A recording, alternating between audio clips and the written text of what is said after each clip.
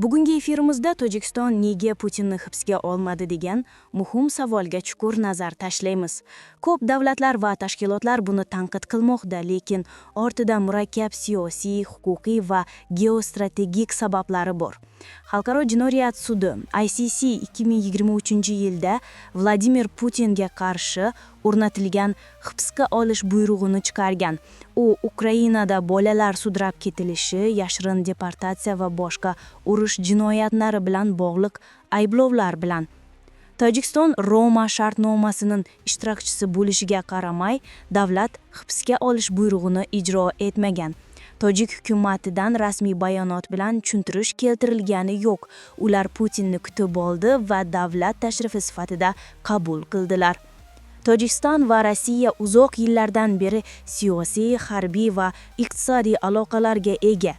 Davlatlar o'zaro manfaatlar va xavfsizlik, energetika, migratsiya masalalarida hamkorlik qiladi. Agar Tojikiston buyrug'i ijro etsa, Rossiya bilan aloqalarda keskinliklar paydo bo'lishi mumkin.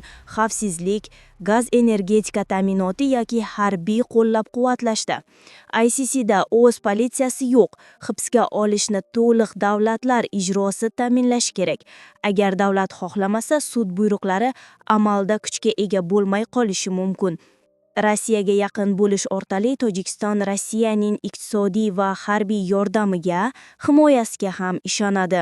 Shu bilan birga O'zbekiston, Xitoy, Qozog'iston kabi davlatlar bilan o'z aloqalarida muvozanat saqlamoqchi bo'lishi mumkin.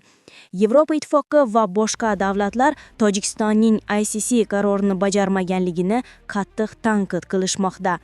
Human Rights Watch va boshqa inson huquqlari tashkilotlari agar Putinni qabul qilsa, Tojikiston sud qarorlarini va jabrlanganlarning huquqlarini inkor etadi deb ogohlantirish bildirmoqda. Shunday qilib, Tojikiston Putinni hibsga olmadi, chunki siyosiy, huquqiy va geostrategik omillar bu qarorni amalda imkonsiz qildi. Bu voqea xalqaro maydonda katta bahs-munozara tug'dirdi. Bizning Yangi zamon kanalimizga obuna bo'ling va kuzatib borishda davom eting deb qolamiz. Ko'rishguncha.